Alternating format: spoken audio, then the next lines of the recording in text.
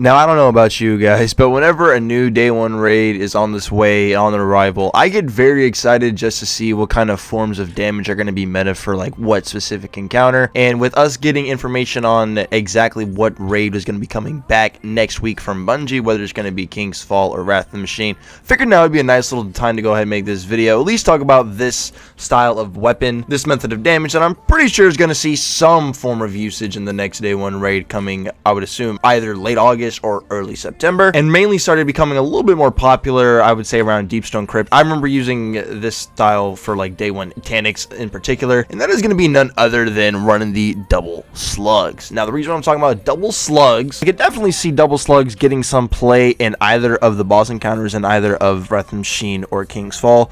In King's Fall, I definitely would see double slugs for Golgoroth being the move. That's what I'm going to try for sure day one, whenever that raid does come back, if it is next month. And with Wrath of the Machine, I would assume Lunas on Vossig could definitely work, standing in the middle platform. With somebody on div duty, definitely feel like double slugs on Vossig could work. Because obviously back in Destiny 1, bro, we did not have any slug shotguns whatsoever at all. We used sniper rifles to fill the roles of what we would use slug shotguns for today, unless it's an extremely long range fight, which there's some situations where obviously having a good PvE sniper is useful, but I definitely prefer double slugs whenever I can over using, double sniper. Now, if you were watching this video at around a day and a half or so after it's come out, Zur is on the Watcher's Grave in Nessus, and he's actually selling a pretty solid Sojourner's Tale with, I think, Rapid Hit and Surrounded. Pretty solid pickup. I did pick it up myself, even though I already had one. Speaking of which, I want to go ahead and just talk about my main, I guess you say like the main 4 slugs that I have, although one of them is one of the recent ones, first in, last out, that Zur sold recently. I was struggling in the Arc Slug department, still struggling in the